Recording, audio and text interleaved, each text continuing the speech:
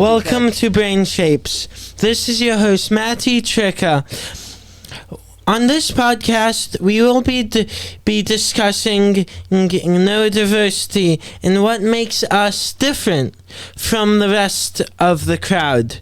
The thing is, no one truly knows what it's like besides the person who's living it. Hopefully, after you guys finish listening, you'll better understand how to manage that person's disadvantage. In life, no one is perfect, and the harsh reality is no one will ever be perfect. But that doesn't mean we can't have as many opportunities as everyone else. Everyone has got some challenges or disabilities or both. In this series, I will be interviewing multiple people with different challenges and disabilities. Exclusion isn't a thing. Inclusion is. You will learn more than you think. Without further ado, let's get started.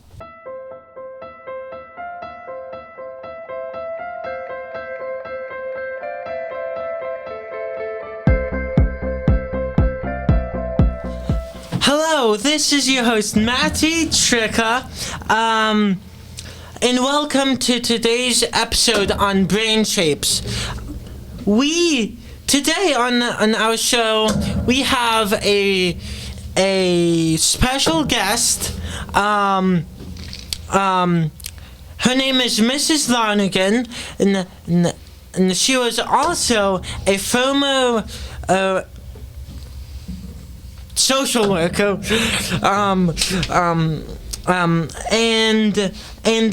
and I was a former student, and I worked with her. So,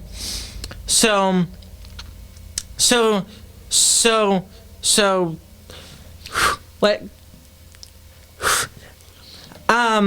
She is amazingly awesome and awesomely amazing. Yeah. Restart. Pause. Yeah. Take a breath. Hello. Wait 1 second too. What? This is catching, like we're hearing it, springing noises and everything, so don't pet you. Don't tap sorry. things. Sorry. It's going to show up. Okay.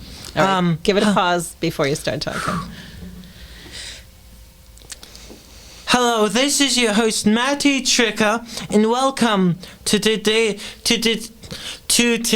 episode of Brain Shapes. Today, on our show, we have Mrs. Lonergan, who is a social worker from Westford Academy. I am a former student of Westford Academy, so I know Mrs. Lonergan pretty well. She is an amazing social worker, and I thank her for being on. Hi, Matty. I'm super excited to be here. Thank you for the kind words. And I love that you're doing this podcast. Awesome. I think it's really important. Yeah. So to get started, just how have you been? I love that. I've been busy, but I've been good. Cool. Right? I have a career that is busy but awesome and has lots of small wins and lots of areas that we keep building skills on. And so, yeah, I love my job. But don't get me wrong, I'm also excited for summer break. Yeah. Summer. How have you been? I've been good, thank you. I've been busy. I've had a lot of experiences. I've been trying to live the best I can. I'm happy to hear that. Without being too depressed. It's hard. Yeah, Yep. It is. That's a whole other conversation. I know, really. Yeah. So welcome. For our listeners out there who are not familiar with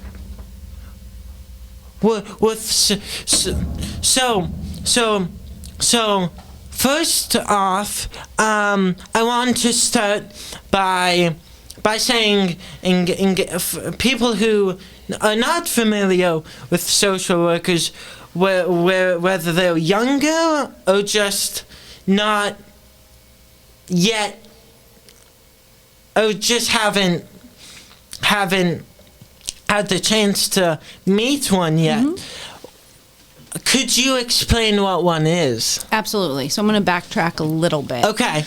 So my training and my credentialing is a licensed mental health counselor. And there are people out there, like I think you remember the other social worker, Miss Violet. Yes. So she's a licensed independent clinical social worker. Oh, okay. There's not some people might disagree with this statement, but there's not too much difference between the two. Okay. Now, in Massachusetts, when you're working, so I have my license also in the Department of Ed. Right. They call it social worker / school adjustment counselor. Okay. Oh, I really wish they would just pick one name, and stick with it. Right. So, a role.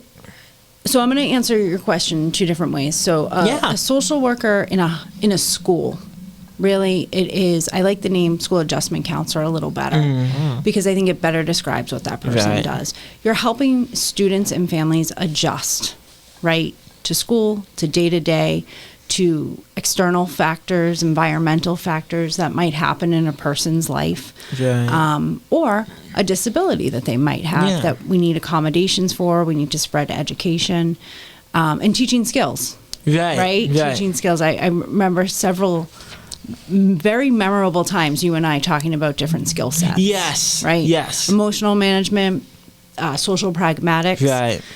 And then outside of the school building, a lot of social workers, it's a great field because you can work with all types of people. You can work with infants and new parents. You can work with the elderly. You can work with the prison population.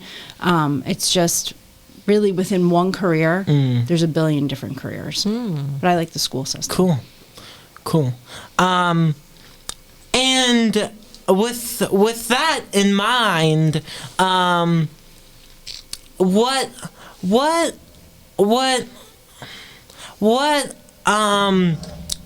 students, how should I say this?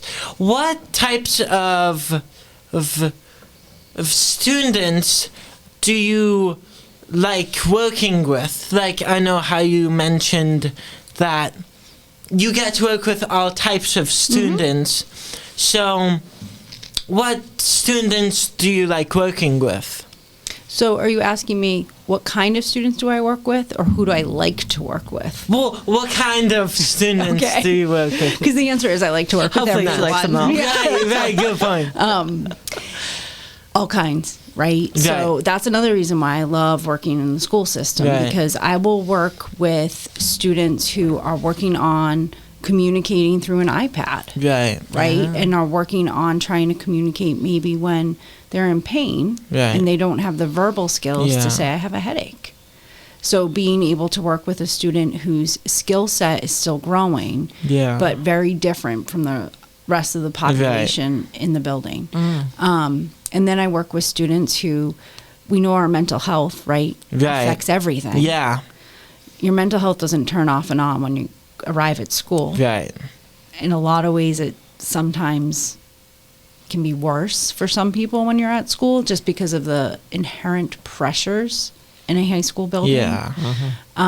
So people who have symptoms of depression, anxiety, we tend to avoid things when we're anxious, right? How can I help expose you to the thing that is a little scary?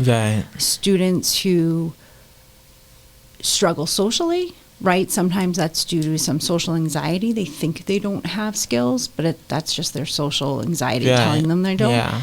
Kids who have challenges with social interaction and need help building the skills, right? How do I text this friend back? Right? And the fear of rejection. So sometimes people who feel like they lack some of those skills just pull away because it's easier, I'm saying in quotes, I'm not saying easy, right? To isolate than it is to feel potential rejection. I see. Yep. So it really, it crosses the border of gender, race, the type of class you're taking, right? I mean, mental health affects everybody. Yeah. That's for sure. Lots of different brain shapes. Yes. Right? Yes. So, what made you decide to become a social worker /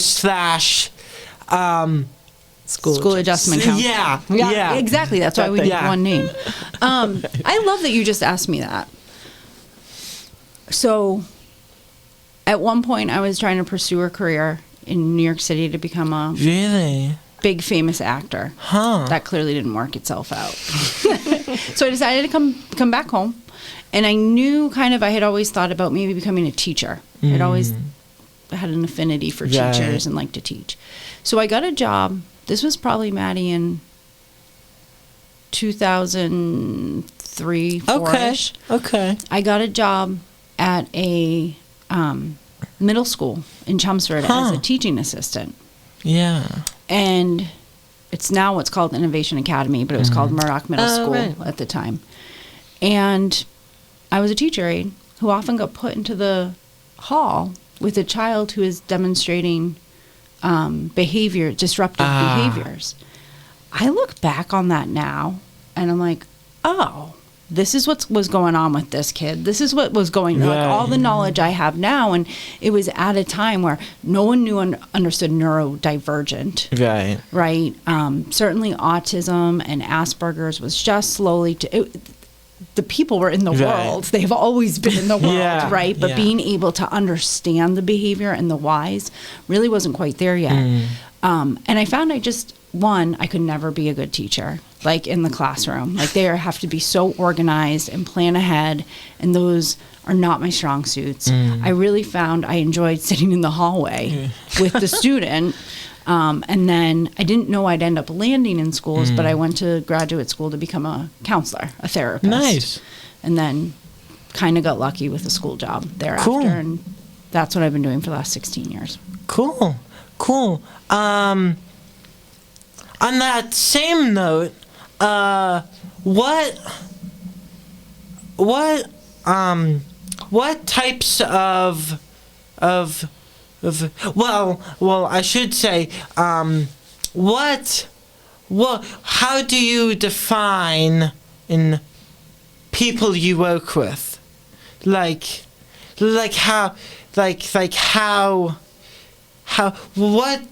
do you look at?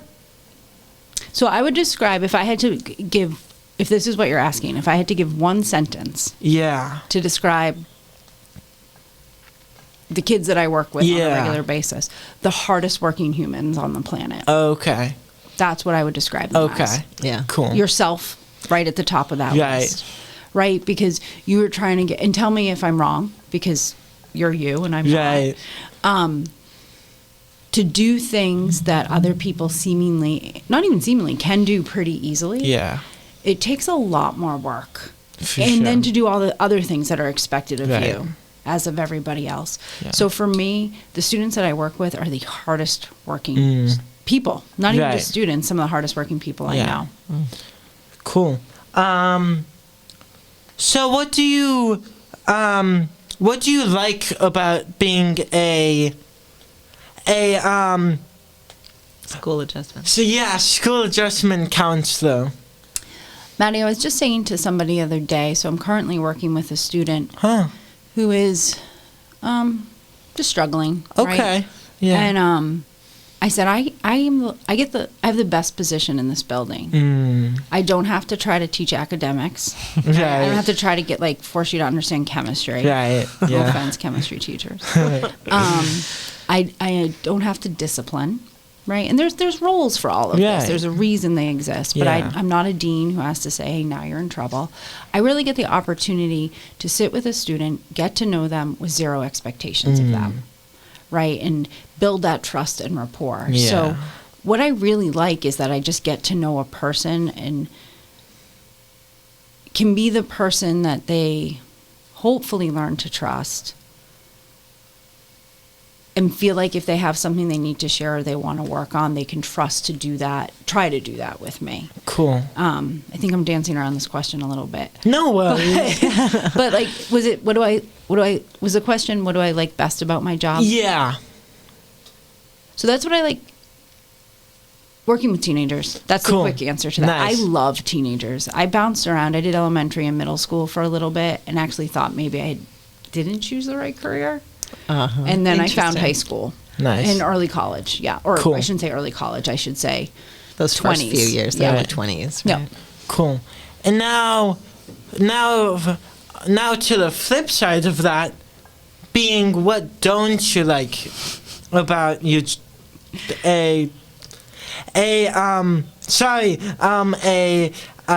School. A school adjustment counselor. You know what I love that you're doing is you're not shying away from trying to remember it. Right? You could have just said, what do you like about your job? Right. That would have been fine. Yeah. But I love that you're not shying away from the thing that you can't remember. That's pretty Yeah. cool because that's how you eventually Right. remember. Good Yeah. for you. A lot Thank of people you. would shy away from it, myself included. Wow, Matty, that's a great question. No job is perfect, right? Yeah. 10 years ago, I would have told you one of the things that's challenging about my job is not bringing it all home with me. Right. And I don't mean like sending emails. I mean like going to bed and thinking about these 3 kids. Right. And because there's got to Right. be a level of self-care. I have gotten better, much better at that, at being able to still be a caring person, but not think about it all the Right. time. Currently,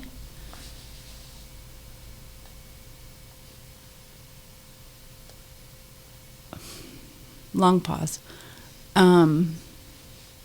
Sometimes within schools, right, there's rules and regulations Yeah. that I disagree with. Mm. And I can let my opinion be known. I Right. work in an environment that I believe my opinion is valued. Yeah. It is asked for, but maybe ultimately that's not the direction Right. something's headed in. Yeah. And that frustrates me a lot. And in general, with mental health right now, I have a big problem with lack of access to health care. Yeah. So, but that's a whole Right. other topic. That's another podcast. Right. Yeah. Right.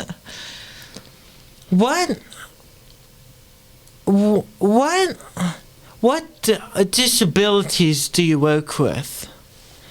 I'm going to bounce this one back to you. Okay. I want to see what you can come up with first. Okay. What disabilities you think I work with, and then I'll add to the Right, list. 'Cause okay. I think you have a sense of this. Yeah. So I would say, like a variety, right? Mm-hmm. A variety of like ADHD, depression, Mm-hmm.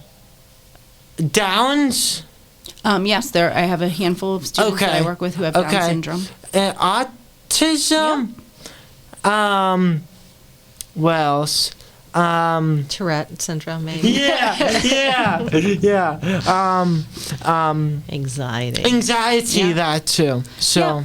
And nice job. I knew you knew Thank the you. answer to that question. I also sometimes have to work with students who might not have a diagnosis or, Okay. or not necessarily even symptoms of things. 'Cause Right. sometimes you can have symptoms of depression and not have full-blown depression. Right. But sometimes students who their home life is really challenging. Yeah. Sure. Right. So they Yeah. don't necessarily have a diagnosis or they don't have ADHD, but they have to figure out how to manage very challenging home life. Yeah. So Yeah.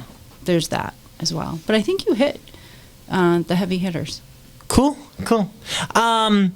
Now switching to something a little different. What types of sports do you provide? Supports? Yeah. Okay.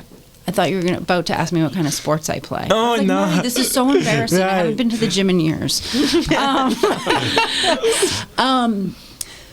So supports. So most of the kids that I work with, Yeah. so I work with an average of about 60 kids Oh, wow. regularly each year. And I would say 85 to 90% are directed my way through their individual education plan. Okay. Their IEP. Right. And in their IEP, it says that this student might need to work on social pragmatic Right. skills, anxiety reducing skills in order to make progress as a whole person in school. Right. Not just like as a math student, but the whole person. Right? Yeah. So I will provide that support. Here I go. I will provide that support one of two ways, individually. I think you experienced both this with me, if I remember correctly. Yeah. Sometimes we would meet one-on-one. Right. And then I would also run a group. Yes. So those are the formal ways in which that I Yeah. provide supports. Informal ways, communicating with teachers when needed, making a phone call for a student to the parents, right? I often, as much as I can, this is part of the reason I like high school, I include the student as much as I can. Cool. I'll give them the choice not to be included Right. if they don't want, but in second grade, I can't be like, hey, you want to stay in the room while you're Right. a parent and talk about this Right. adult-like thing? Yeah. So the informal support, right? Maybe if a student in their early years of high school is learning how to self-advocate, I Right. might send an email to a teacher advocating, but Okay. put the student on it. And then eventually that student is writing the email and putting me on Right. it. And then eventually I'm not on it. Right. It's things like that. Cool. You're helping them learn to Right. advocate for Skills, themselves, yeah. right? And Nice. take that over. How do you make the students you work with included in activities? What a challenge, Matty, right? And I think that is part of your experience at Westford Academy. Yeah. So I believe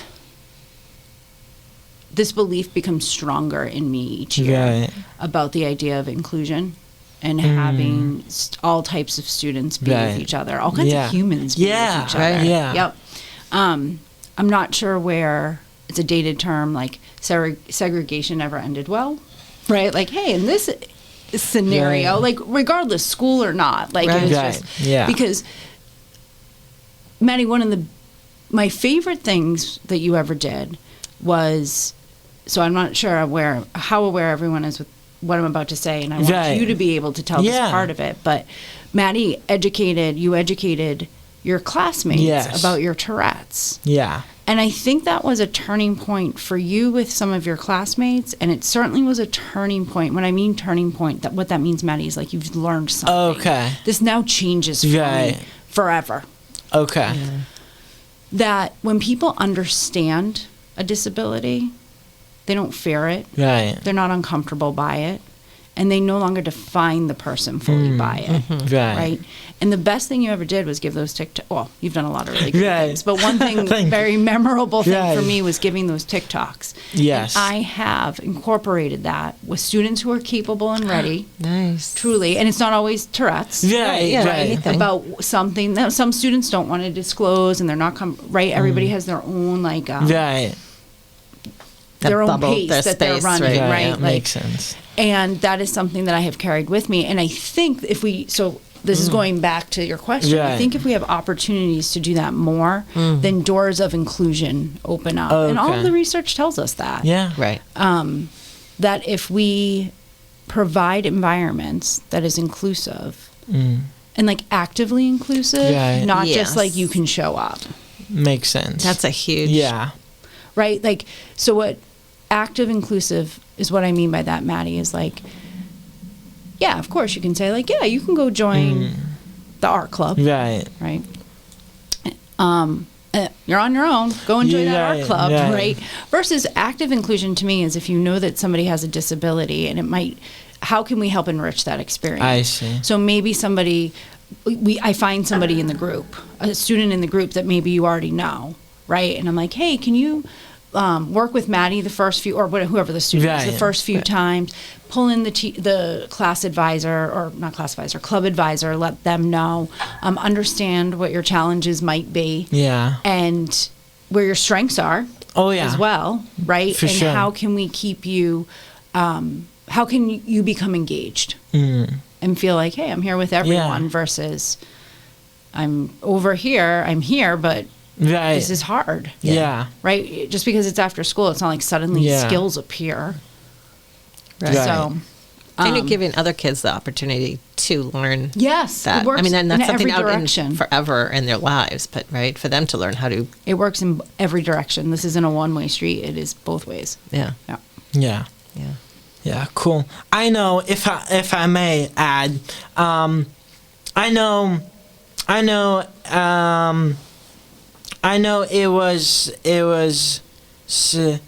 I know when I did the TikToks, I like, after I did them, I wasn't scared anymore. Right? Yeah, so yeah. And I thank you for all you've done. So, but that's only, yeah. So that'd be great if every kid. Yeah, Ideally, right? if Every every kid, whoever needed to. yeah, whoever needed to open up. And Matty, wouldn't it be awesome if we could do it in first grade, Yes, second grade, yeah. third grade, right? Yeah. So that the stigma of whatever behavior that Right. student is displaying, because that's what happens, right? You go to the same school for X Right. amount of years, Right. and no fault of the other little kids, by the way, because they're just trying to make sense of their 7-year-old, Yeah. 8-year-old Yeah. world, right? But if we can, I sometimes look back in my own upbringing and and I'm like, oh, that's what I should have been nicer to that kid, right? You know, and now that I have the awareness that I have, Right. not that I was mean, but I could have been actively nicer. Could have been like that action, Yeah, right? Yep. Inclusive. Truly Inclusive. Right. inclusive. So I would love to see it be able to be something that we teach at a younger age. And we wouldn't Yeah. necessarily have to be like, here's second grade Matty Tricca. Here's what he has going on with him. But we Right. could just like, hey, let's talk about and again, age appropriate. Right. Let's talk about Tourette's today. Yeah. And then we can trust our second graders to be like, oh, we learned about that Tourette's thing, and I think that's what Maddie might be doing over Yeah. there, right? And make those connections. Yeah. So I'd love to see it start at a younger age. Yeah, me Yeah. too. So again, moving a little to another subject. I know you work with people with IEPs, so the people who don't know what an IEP is, would you mind explaining? Yep. So an IEP is an individual education plan. Okay. And it's a legal document that really at the end of the day provides rights. But in addition to that, this was not my own analogy. Somebody somewhere along the line, I picked this Yeah. up from them. It's a document that somebody who has disabilities, it brings them up to the starting line Right. with everybody else who doesn't have a disability, right? So it doesn't give them an advantage. It's not like, oh, you get to start the race 5 minutes early. It just brings them up, and so that they have a fair, and I'm using fair, not equal, because Right. they're really different words, Right. right? Right. It gives them a fair way to start with everybody. And if the student and the school team, the teachers, counselors, are doing their job right, and the students invested, can be invested. Let me put it that way, because sometimes Right. they're not. Their mental health they want to be invested, but they Yeah. can't. Right? Right. It's not It's always a complicated. choice. Yeah. Right. We're working on skills, whether they're, and it's different for each kid. Some kids have math skills they're working on, writing skills, social skills, speech skills, occupational therapy that they're working on. And the more they work on these goals that Yeah. are written, unique Okay. to the child, ideally as the child gets older, the IEP gets thinner and thinner, Yeah. right? Because the child, and even, yeah, it gets thinner and thinner.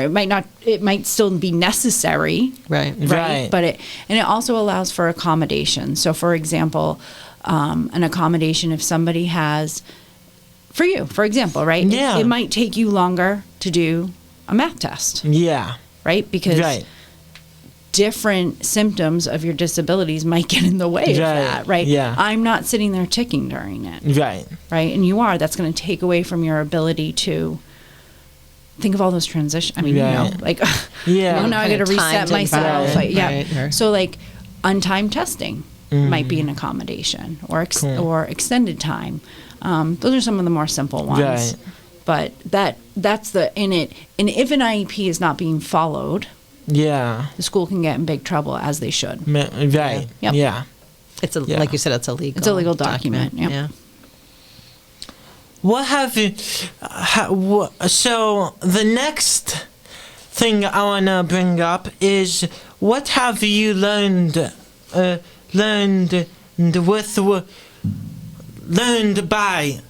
working with students with IEPs and differences?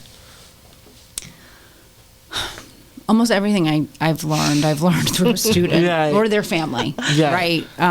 Sure, I learned some things in grad school. I always say, like, I learned 2 things in grad school, right?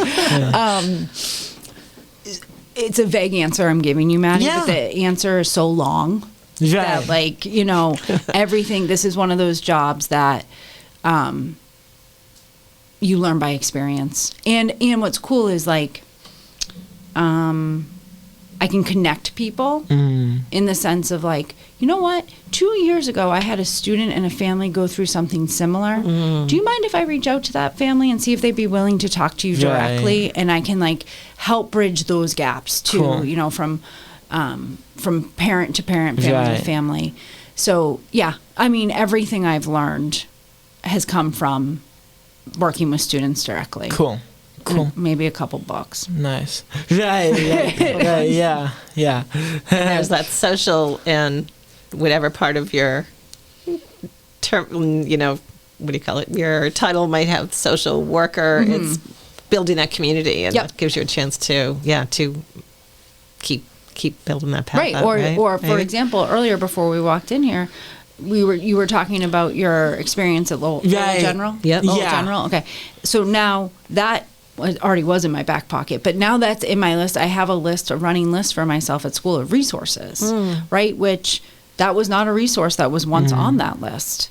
Now it is. So when another student comes my way, I can provide, and I'm kind of picky about what I put on that list for myself, because it really has to be an experience that's not just like a website I found, but like that somebody had a good experience there that I work with. So Matty, everything I know by working in a high school. Right. Yeah. All those kids who come in and out of your door. Right. Yeah. So, can I ask you a question? Me? Yeah. Yeah. What, sort of both of you, but like, what was the most memorable thing that your experience with Patti was in your days at WA? I would say my most memorable thing was the outings and part of that. So and just the groups and just getting to know each other and students and the one and another memorable thing, which might be the most memorable, is meeting Peter. Yep, I knew that's what you were going to say. Yeah. So it's gone so far, and I just can't be thankful enough for our friendship, and he's gonna be a friend for life. I believe that, and you'll be his friend for life. Yes, that friendship works both ways. Yes. Yep. Yeah. So it's I've got a lot of memorable things. So yeah. Those are critical. I player that you are at school. I have a vivid memory of being in Chili's. Yeah, me too. And I can tell you what table we were, and let me tell you, I have an awful memory. Yeah, I watch Jeopardy every night. They advertise Prevagen. I'm like, put it in my Santa stocking. Right. Right? But I have for whatever reason, an incredibly vivid memory of that moment where we were sitting, what side of the table I was on, and when you and Peter started to demonstrate interest in a blossoming friendship. Yes. Right. And the things that came with it that were scary as well. Yeah. Due to unknowns. Right. Exactly. Yeah. Yeah. But no, that has turned into a really lovely friendship. Yeah. Two really great people. Oh yeah. Thank you. You're welcome. Yeah. Awesome. So has working with students ever been hard or upsetting? Yes. Yep, that was quick. Yes, for a bunch of different reasons. Cool. So, when you see a student working so hard, you're a good example of this. Your last year at Westford Academy, right? That was a tough year for you. Oh yeah. And that was upsetting. I wasn't upset at you. Right. Oh, I Never get been that. upset at you, but like to see how hard you were working, and Yeah. how hard your family was working, Yeah. and not making the gains and the progress you were hoping for. Right. So it can be upsetting in that way sometimes. Yeah. And because I'm human, before I am a school adjustment counselor, Right. Right. I sometimes, the other day I got frustrated at a student, and it was quite evident. I lost my cool. And for me, right. my temperament's usually what you see is what you get. Yeah. But I did, and I apologized to the student afterwards for raising my voice. And I explained to the student why I was frustrated. Right. Because I think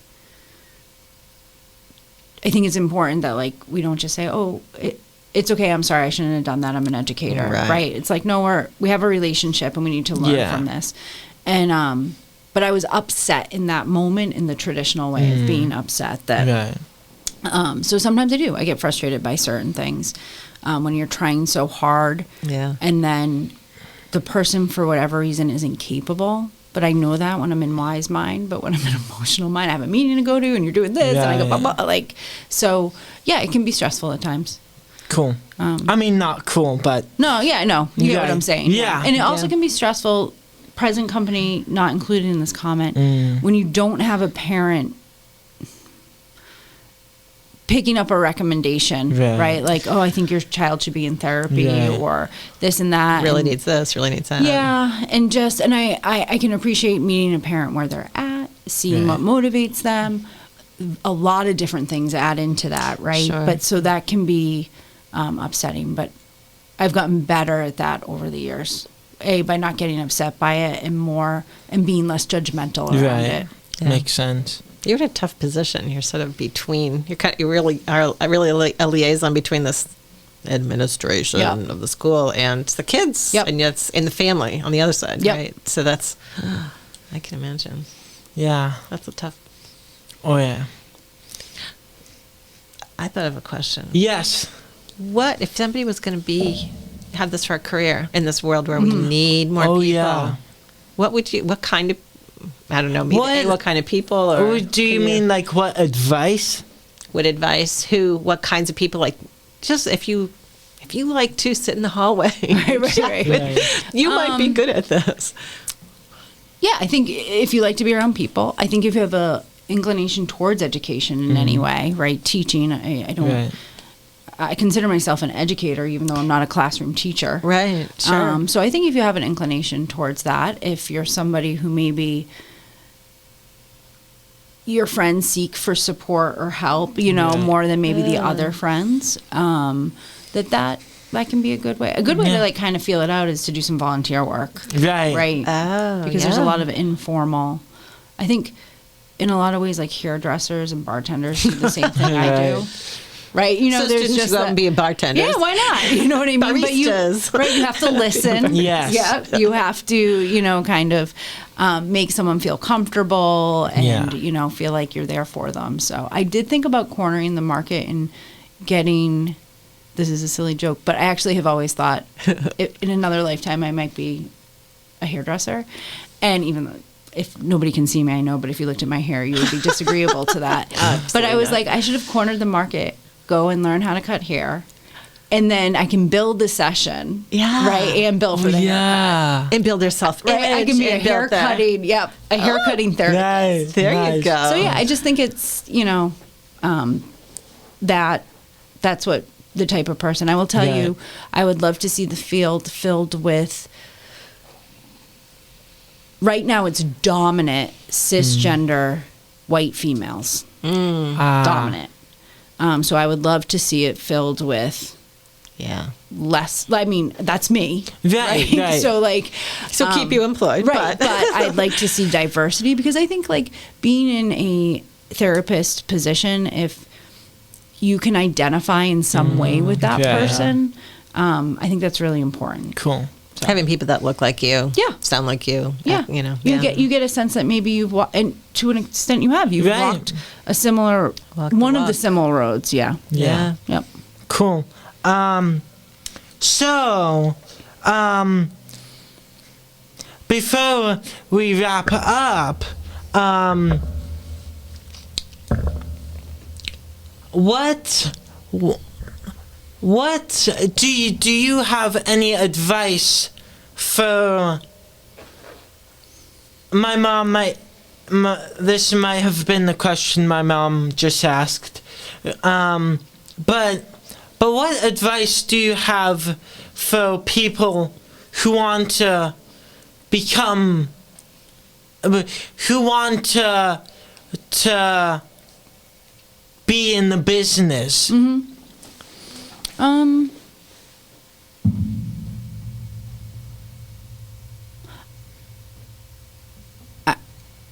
I would put myself around people in a volunteer way first before I dedicated a bunch of. So unfortunately, and I think this goes back to the fact that it's a lot of white cisgender female. Unfortunately, I'm going to have a graduate degree to do what I do. So there's a certain level of privilege that has to come with being able to afford or take out a loan, which has its own implications. Sure. To be whether you work in a school or not. So and whether you have the LMHC like I do, or the LICSW like Mrs. McQuaid. So that's who used to be Mrs. Violet, or who is now Mrs. Violet. She got married.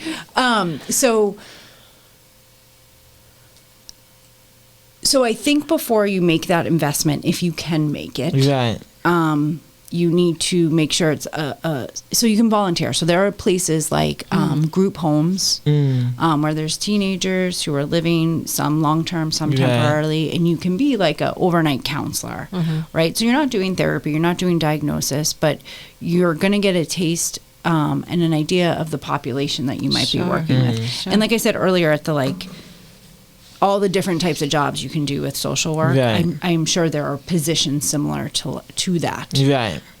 So maybe like those best, I was going to say best buddies, that might be one, but like boys and girls clubs. Yes, or the Y, absolutely. Camp counselor. Counselor. Oh, yeah.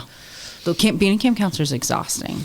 Even when I was 17, it was exhausting. Right? But you learn a lot. Yeah. I bet. So that would be my advice. Cool. Start there. Yeah. Well, good. Well, I want to thank you again. Thank you. Yes, anytime. So I want to I hope for you viewers out there, I hope you viewers out there found this episode helpful. And stay tuned for more. And I want to thank you again for being on the show, and not only that, but for how much you've helped me. And thank you for helping me and helping others. Truly. You're welcome. Yeah. Cool. Hey. Yeah. So until next time, until next time,